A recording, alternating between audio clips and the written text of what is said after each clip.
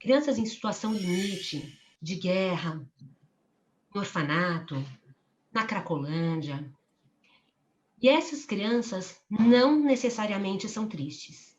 Porque a gente está pensando que as crianças e os adolescentes estão numa fase de estruturação da vida, de aprendizado, de primeiras vivências, de primeiras experiências. O corpo, a mente, o psiquismo e a linguagem são todos virgens. E eles estão sendo inaugurados e construindo um trilhamento a partir das vivências que estão tendo. Nem toda tristeza é uma depressão, mas toda depressão tem um tanto de tristeza. E para conversar sobre isso com a gente, eu trouxe uma especialista, doutora Daniela Herserhorn Admoni. Falei certo, Dani, seu nome? Muito bem. A tristeza, ela precisa acontecer. A gente não se entristece, a gente não elabora essas fases, porque a gente se entristece o tempo todo dia, né? E a gente supera. Então é isso. Eu fiquei triste porque, sei lá, a escola fechou, mas eu posso estudar em casa, enfim, né? A gente vai aprendendo a lidar com as questões da vida e crescendo, né? Se a gente não se permite entristecer, se a gente não entra em contato com isso, a gente não cresce. Né? A gente vai ficando dentro de uma bolha cada vez mais fechada e tem uma hora que a gente precisa sair disso, a gente não consegue se conectar com o mundo, a gente está fragilizado demais. Né?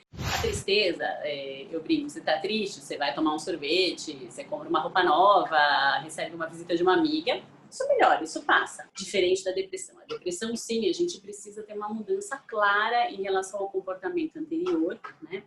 Muitas vezes na infância a gente tem e na vida adulta também, a gente tem quadros muito arrastados, a gente pode até falar em distimia, né, que são depressões que duram muito tempo, mas a gente tem que ter uma mudança em relação ao quadro anterior. Então, isso que a gente está falando, é uma criança que gostava de jogar bola, que gostava de ir para a escola, que gostava, sei lá, de viajar com os pais, que de repente não tem mais vontade, né? Ela não sabe nomear que ela não tem vontade, ela não tem prazer. O que elas conseguem falar é que elas estão cansadas, né? Ai, não, eu tô cansada, eu tô com preguiça, hoje não, amanhã a gente vai e esse amanhã não chega nunca. Né? O Arthur Schopenhauer diz que a vida é como um bordado. Quando a gente olha, a gente vê o lado dos pontos dados certos. Quando a gente vê o avesso do bordado, a gente vê de fato como os pontos foram dados. Poder falar de não estou bem é o que te ajuda a não adoecer, é isso que você falou, né? É o ter que esconder, o ter que mascarar, o não falar, né? De sintomas e mais para frente de sintomas de doença, porque primeiro a gente está falando de reações. Eu tô triste, eu tô feliz, eu tô ansioso, ok, né? Agora, se a gente vai remoendo isso, não consegue trabalhar, não consegue pensar, não consegue falar, isso sim pode acabar virando uma doença. Eu tenho bastante criança e adolescente, tem muitos pais que me procuram desesperados, porque falam assim, descobri que meu filho está querendo se matar, né? Enfim, tá com ideações que eu jamais imaginei, né? Porque é isso, né? Em nenhum momento foi falado nada, né? Eu tô triste, eu tô desanimado, eu não gosto da escola, minha namorada terminou comigo, enfim, né? E que de repente chega numa gravidade tão intensa, né? Que os pais se assustam, falam, puxa, mas eu jamais imaginei isso, né? Mas assim, quanta coisa não aconteceu até a gente chegar nesse ponto, né? A gente sabe que tem uma questão familiar importante, então filhos de pais deprimidos têm uma chance até 4 vezes maior de ter quadros depressivos na infância. A gente está falando sempre na infância, não na vida adulta, né? Crianças deprimidas, em geral, tem 50% a 80% de familiares. A gente sempre pergunta, tem mais alguém deprimido na família? Daí sempre vai lembrar o avô, o tio, enfim. Em geral, já tem mais alguém deprimido na família.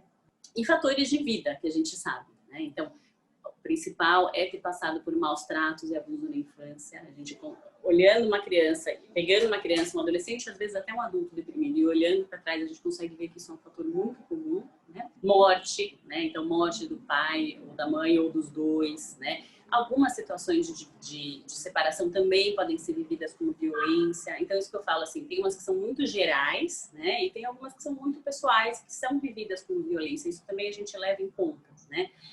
Mas, em geral, são coisas muito mais sérias, muito mais graves, que, em geral, são consideradas violência para todo mundo.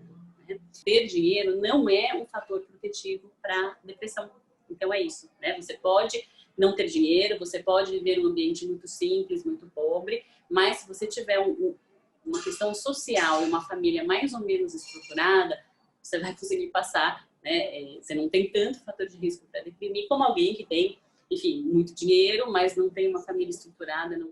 Quais são os outros sinais importantes que a gente precisa estar atento quando as crianças não... Porque a birra e o choro, então, são importantes e a gente vai dando contornos, né? São lugares de elaboração.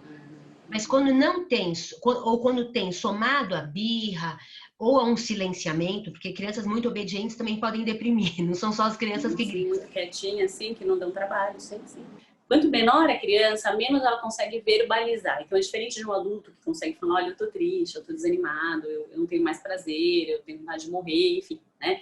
A criança pequena não, ela sente um incômodo, mas ela não consegue nomear isso. Quanto menor, mais físico é o sintoma. Então a gente vê muito uma questão de uma agitação, uma inquietação. Isso é muito comum eu chegar a receber paciente assim, às vezes até da escola, né? Olha, essa criança é hiperativa, essa criança tem transtorno de conduta, né? E daí você vai ver, não é nada disso, a criança está deprimida e o jeito que ela consegue manifestar é se agitando, né? É no corpo, tem essa manifestação corporal. Exatamente. Como todos os sintomas da criança, né? Se a gente for pensar na ansiedade, até no TDAH, né? A criança não consegue falar, estou inquieta, ela se chacoalha, né? Ela se mexe e ela não consegue parar, né? É o jeito dela manifestar uma inquietação psíquica. Assim, uma criança agitada numa escola, por exemplo, ela vem rápido, né? E vem, em geral, com esse diagnóstico de TDAH, que é o que, enfim, a maioria acaba pensando. E é isso, você precisa realmente ver o humor dessa criança, os outros sintomas dela, avaliar direitinho, né? Porque a última coisa que eu preciso fazer é tratar ela com um TDAH, né? Com um déficit de atenção. Então, assim, a gente está falando um pouco. Então, crianças menores têm essa questão muito mais física, que pode ser uma inquietação, uma agitação. É muito comum também sintomas somáticos. Então, a gente vê dores de cabeça, dor de estômago, dor na perna. São dores inespecíficas, né? Que muitas vezes passam com o pediatra, daí passam com o especialista, vai no gastro, vai no ortopedista, vai em todo lugar e não acha, a gente não consegue encontrar uma causa, uma origem orgânica para essa dor, né? Então, é muito comum assim, hoje eu não vou para escola porque eu tô com dor de barriga, hoje eu não vou para escola porque eu tô com dor de cabeça, eu não vou treinar porque eu não tô me sentindo bem, né? E a própria criança não sabe que isso tem a ver com a questão depressiva dela. Ela realmente sente essa dor, né? E é uma dor limitante. Não consigo treinar porque meu pé não tá doendo. Então, o sono é uma questão que altera bastante, isso em todas as idades, né? A gente pode ter alteração para mais ou para menos. O xixi na cama. Das crianças que já têm condição de controle esfinteriano, ele pode ser pensado como uma questão depressiva? A enurese e a encoprese, que é perder fezes, né, daí não só à noite, em geral elas são assim, uma tradução de que aquela criança tem algum sofrimento psíquico bem intenso, né? Então, quando os pais falam que a criança voltou a fazer xixi, voltou a fazer cocô, eu já fico com as orelhas em pé, porque realmente a coisa está muito séria. Volta a acontecer essa perda e às vezes bem limitante, a criança não consegue viajar, não consegue ir na casa de amigos, não consegue frequentar acampamento de escola, né? Então, assim, ela já está, coitada, deprimida, né? E coisas que talvez fossem bacanas, que ela tivesse vontade de ir, ela não consegue fazer. E essa questão de perder fezes numa idade maior também é muito complicada. A gente sempre fala, a criança ou o adolescente, eles são o sintoma daquela família. Por isso que a gente não consegue trabalhar só a criança, só a adolescência, sabe bem isso, né? Mas assim, sem o trabalho com a família, com a escola, com os outros profissionais, com a fono, com a terapeuta, a gente não sai do lugar, né? Isso é fato para quem trabalha com criança.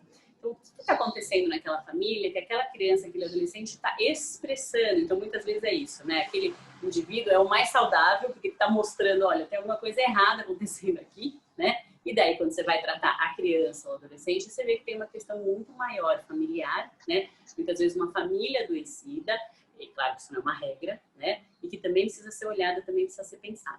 Então, assim, a questão de onde a criança dorme e o adolescente, para mim, é muito importante. E também é um sintoma, né? Então, assim, olha, ele tinha o quarto dele, ele dormia super bem, de um mês para cá ele só tá dormindo no meu quarto. Epa, tem alguma coisa aí, né? Alguma mudança aí estranha. O que tá acontecendo? Sinal amarelo, né? Sim, sim. A família toda acaba entrando numa questão muito complicada, né? Então, vamos limpar tudo isso e ver o que sobra dessa criança, né? Pra gente tentar tratar. Então, é isso, assim. Crianças menores e quadros mais leves, a gente tenta a terapia primeiro e nos outros casos a gente já normalmente acaba medicando, a gente precisa medicar.